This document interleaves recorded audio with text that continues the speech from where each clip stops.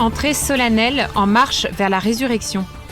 Le premier samedi de Carême a été marqué par les entrées solennelles des chefs des églises. C'est le cardinal Pier Battista Pizzaballa, patriarche latin de Jérusalem, qui a ouvert la cérémonie, suivi de sa béatitude Théophile III, patriarche grec orthodoxe de Jérusalem, accompagné des évêques des églises coptes, syriaques et arméniennes. Soutenir les chrétiens en Terre Sainte est un acte de miséricorde. Depuis 800 ans, les frères franciscains veillent sur les sanctuaires de Terre Sainte, témoins fidèles de l'Évangile. Malgré les conflits et les bouleversements, ils ont fondé des écoles, des hôpitaux et soutenu les pauvres, préservant ainsi l'espérance et l'identité chrétienne sur la terre du Christ. Les Syriaques, pierres vivantes les plus anciennes dans la mosaïque des communautés chrétiennes. La communauté syriaque enrichit la mosaïque des communautés chrétiennes en Terre Sainte, déjà riches et variées. L'archevêque Monseigneur Antimos Jacques Yacoub, vicaire patriarcal de l'église syriaque orthodoxe à Jérusalem, en Jordanie et en Terre Sainte, nous guide à la découverte de l'histoire et de la doctrine de la plus ancienne communauté chrétienne de la région. Les symboles du carême, la couronne d'épines. Le carême, temps de réflexion et de préparation, s'accompagne de nombreux symboles riches de sens. Parmi eux, la couronne d'épines, un signe souvent négligé. Frère Giuseppe Garufini nous invite dans cet épisode à découvrir la profondeur de ce symbole.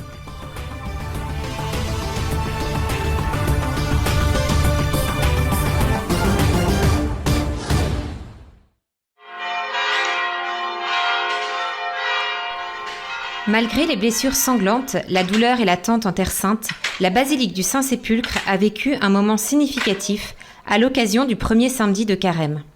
L'entrée officielle des chefs des églises dans le lieu le plus sacré du christianisme. C'est le cardinal Pier Battista Pizzaballa, patriarche latin de Jérusalem, qui a ouvert la procession, suivi de sa béatitude Théophile III, patriarche grec-orthodoxe de Jérusalem, également accompagné des évêques des églises coptes, syriaques et arméniennes.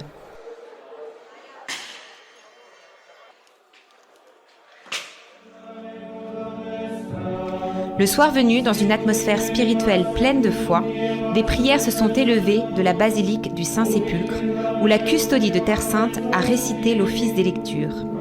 La veillée a été célébrée par le frère Francesco Patton, custode de Terre Sainte. We started a period of Lent, preparation of Easter, period of fasting. Nous avons commencé le carême qui est un temps de préparation à Pâques à travers le jeûne, la pénitence et le repentir. Sur cette terre sainte, marquée par cette terrible guerre, nous n'avons jamais ressenti aussi intensément que maintenant le besoin de nous repentir des péchés que nous commettons les uns contre les autres. Mais au-delà du repentir, il nous faut surtout de l'espérance, et notre espérance est en Jésus-Christ. Nous ne pouvons pas toujours placer notre confiance dans les êtres humains, mais en Christ, nous pouvons trouver la force de la renouveler. Tel est notre engagement pour ce carême, ne pas perdre l'espérance, mais regarder en avant, vers la résurrection de Jésus. It is our commitment for Lent not to lose hope, but to look forward towards the resurrection of Jesus.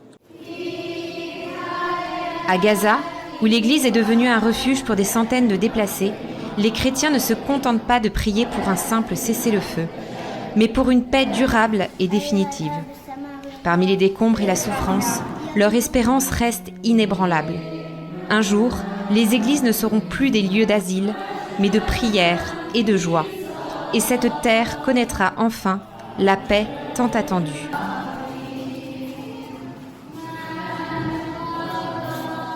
I keep saying to our brothers and sisters in Gaza, the Christians, not only... Je continue à dire à nos frères et sœurs de Gaza, pas seulement aux chrétiens, mais à toute notre communauté locale, soyez une lumière qui brille dans la douleur pour notre communauté. Malgré les circonstances tragiques, ils restent fermes dans le Christ et unis entre eux, offrant un merveilleux exemple de foi et de résilience en Jésus-Christ face à cette épreuve.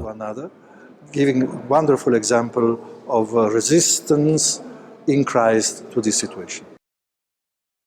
De la basilique du Saint-Sépulcre, nous puisons aux sources de l'espérance et recevons un message certain. La mort ne triomphera jamais, et la lumière du tombeau vide restera pour toujours un témoignage de vie.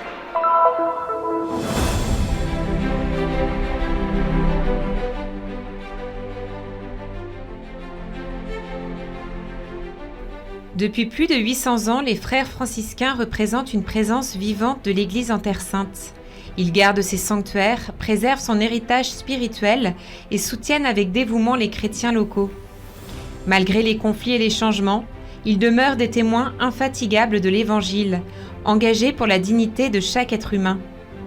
Ils ont fondé des écoles et des hôpitaux, soutenu les pauvres et maintenu vivante l'identité chrétienne sur la terre du Christ. Ainsi, ils poursuivent leur œuvre, nourrissant la lumière de l'espérance, afin que la voix du Christ demeure vivante dans la terre qui a vu ses premiers pas.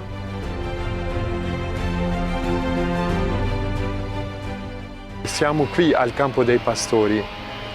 Questo campo dei pastori dove il Signore ha mandato gli angeli ai pastori, li ha portati l'annuncio. Nous sommes ici au champ des bergers, là où le Seigneur envoya les anges annoncer aux bergers la grande nouvelle, porter le véritable message, un message de salut, d'une ère nouvelle de vie, pleine de joie et loin des ombres. Je vous demande encore cette année votre générosité envers le peuple de cette terre qui traverse des moments difficiles. Les sanctuaires sont vides car la situation de guerre a tout arrêté, mais nous espérons que tout reviendra bientôt à la normale. Sono vuoti perché la situazione della guerra ha fermato tutto, però c'è sempre la speranza che tutto ritorna alla normalità. Siamo nella Casa del Fanciullo, uno dei tanti programmi sociali della Custodia. Nous nous trouvons ici dans la Maison de l'Enfant, l'une des nombreuses œuvres sociales de la Custodie. Une œuvre qui existe depuis plus de 17 ans dans la ville de Bethléem, ici même où Jésus est né. Nous vivons dans cet endroit avec tous les enfants, plus de 30 au total, et moi, en tant que discret de la Custodie, je vous invite à manifester votre soutien et votre amour pour ces enfants, en particulier pour les chrétiens. Un soutien que vous pouvez offrir à travers la collecte du Vendredi Saint. Une aide particulière pour soutenir les nombreux programmes sociaux de la Custodie. Altri programmi sociali della Custodia.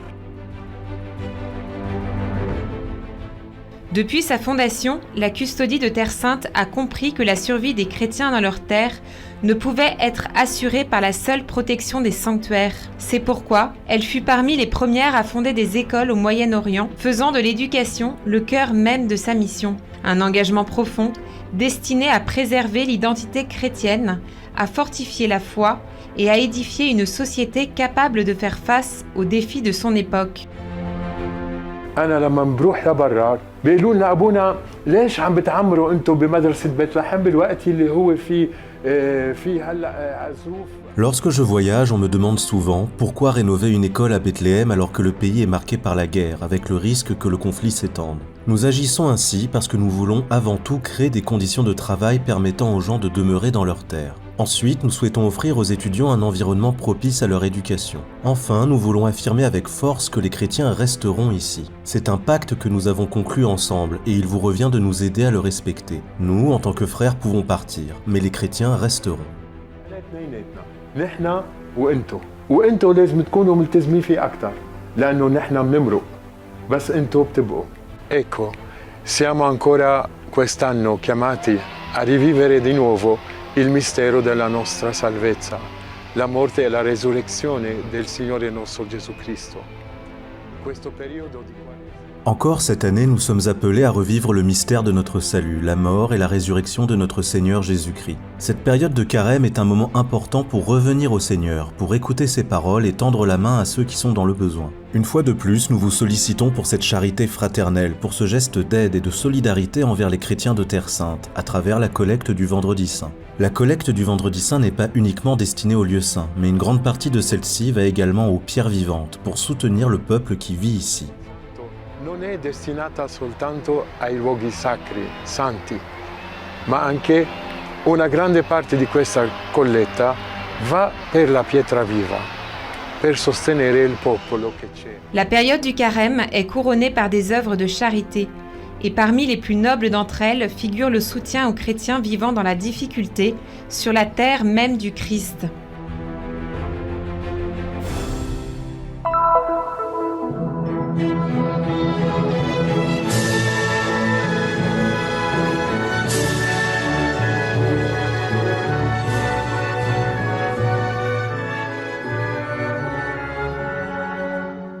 Les syriaques sont les pierres vivantes les plus anciennes dans la mosaïque des communautés chrétiennes.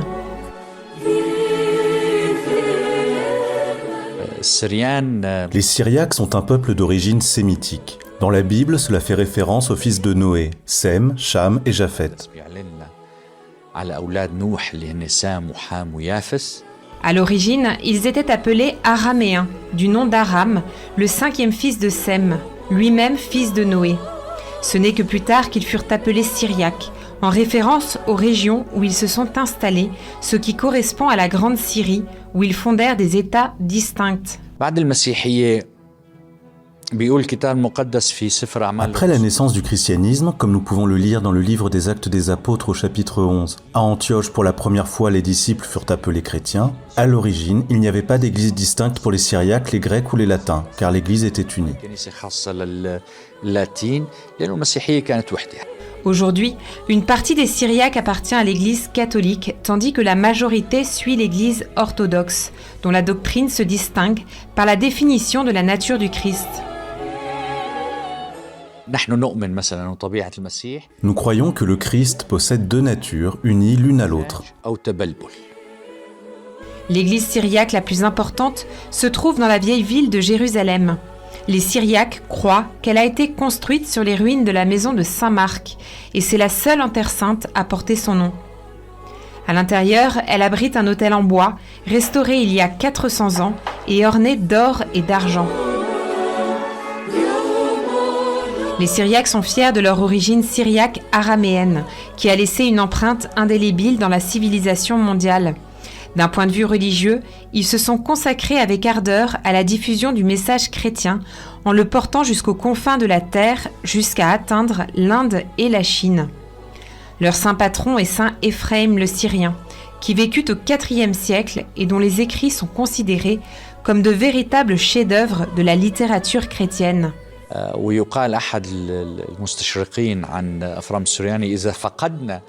Une personne originaire d'Orient affirmait « Si nous perdions toute la Bible, nous la retrouverions dans les écrits de saint Éphrem ». Le mérite de la première traduction de la Sainte Bible en arabe revient aux pères syriaques, qui, au 7e siècle, la traduisirent grâce au patriarche Jean. Ils se sont également distingués dans le domaine des sciences et de la littérature, comptant parmi leurs figures éminentes le poète Imrou al-Qaïs et le célèbre médecin et scientifique Ibn Sina.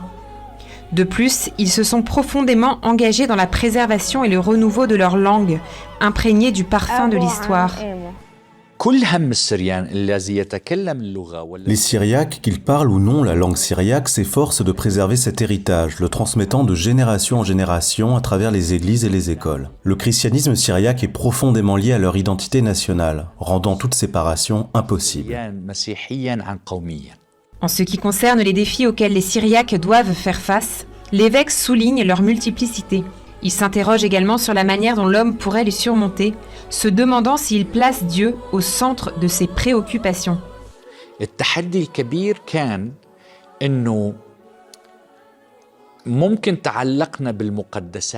Le véritable défi est que nous pourrions nous être attachés au sacré, mais avoir oublié ce qui est saint. La Bible nous rappelle, Jésus-Christ est le même hier, aujourd'hui et pour toujours. Tout comme il marchait en Terre Sainte en faisant le bien dans le passé, il agit pour nous aujourd'hui, et c'est à nous de lui offrir cette opportunité.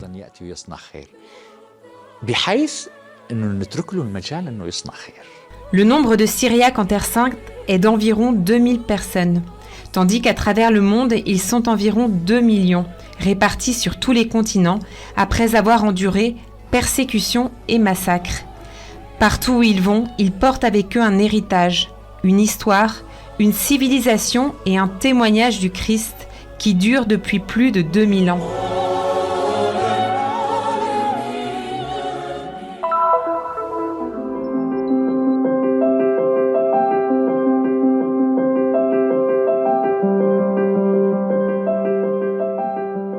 Uno dei simboli della Quaresima, poco ricordato, è la corona. L'un des symboles du carême peu évoqué est la couronne d'épines. Un symbole qui à première vue semble anachronique si l'on pense qu'encore aujourd'hui dans de nombreux pays un certain nombre de peuples s'identifient au travers de lui. Il suffit de se rappeler du dernier couronnement du roi Charles d'Angleterre. Basti ricordare l'ultima incoronazione in Inghilterra del re Carlo. La couronne, en tant que symbole, revêt une signification profonde pendant cette période du carême. Ponce Pilate demandera à Jésus « Es-tu le roi des Juifs ?» Un épisode qui est rappelé dans la chapelle de la flagellation. En ce lieu, en effet, advint la condamnation de Jésus par Pilate et son couronnement d'épines. La cappella è coronata da un mosaico che ricorda in tutta la sua La chapelle est surmontée d'une rosace qui, dans toute sa grandeur, évoque la couronne d'épines et le double mystère. D'un côté, elle saigne, car c'est le sang qui coule de la tête du Christ qui nous rachète. De l'autre, c'est une pluie de fleurs, car ce sang est un sang salvateur, celui par lequel nous sommes sauvés. È un sangue che dà salvezza per noi che siamo da questo sangue redento. Cependant, dans la basilique du Saint-Sépulcre, il y a une chapelle, la première du déambulatoire, qui rappelle, selon la tradition orthodoxe, le lieu où Jésus a été couronné d'épines. Qui si ricorda un episodio. Goffredo di Buglione, il liberatore di Gerusalemme. Ici est rappelé un épisode. Godefroy de Bouillon, le libérateur de Jérusalem, après avoir libéré la ville se trouvant en ce lieu, décide de ne pas être couronné, de ne pas recevoir la couronne d'or de roi de Jérusalem. Ce que feront tous ses successeurs, mais par respect pour lui, ils iront se faire couronner à Bethléem. Godefroy dira en effet ici « Je ne veux pas porter la couronne d'or là où mon Seigneur a été couronné Io d'épines. non voglio cingere la corona d'oro là dove il mio Signore è stato coronato di spine. Su tutti i crocifissi c'è il cartiglio del motivo della condanna. » Sur tous les crucifix, nous pouvons voir l'inscription qui mentionne la condamnation. Jésus, le Nazaréen, roi des Juifs. En ce temps de carême, nous ne devons pas laisser échapper ce symbole, mais plutôt nous interroger. Suis-je le maître de ma vie ou est-ce Jésus qui en est le roi? Signore della mia vita o è Gesù il mio re?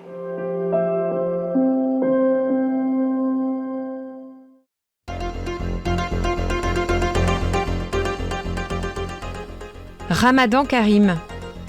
Les frères de la custodie distribuent de la nourriture. Mercredi 12, au moment de la rupture du jeûne, les frères franciscains de Jérusalem ont distribué de l'eau, des dattes et des douceurs aux fidèles musulmans. Une initiative qui se renouvelle chaque année en collaboration avec les bénévoles des associations Kehila Zion et Tag Meher. Fratelli Tutti. Iftar avec le roi de Jordanie. Mardi 11, le custode de Terre Sainte, frère Francesco Patton, accompagné du vicaire de la custodie, frère Ibrahim Faltas, a participé en signe de solidarité et de rencontres fraternelles interreligieuses à l'iftar préparé par le roi de Jordanie, Abdullah II, à Amman.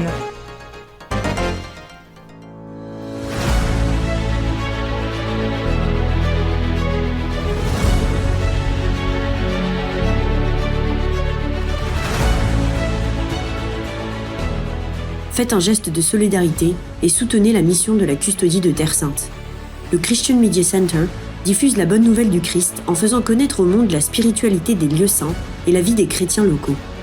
Votre contribution nous aidera à porter toujours plus loin l'annonce du Seigneur ressuscité aux hommes et aux femmes de toutes les langues et de toutes les nations. Pour nous aider, il vous suffit de scanner ce QR code. Votre choix fait la différence.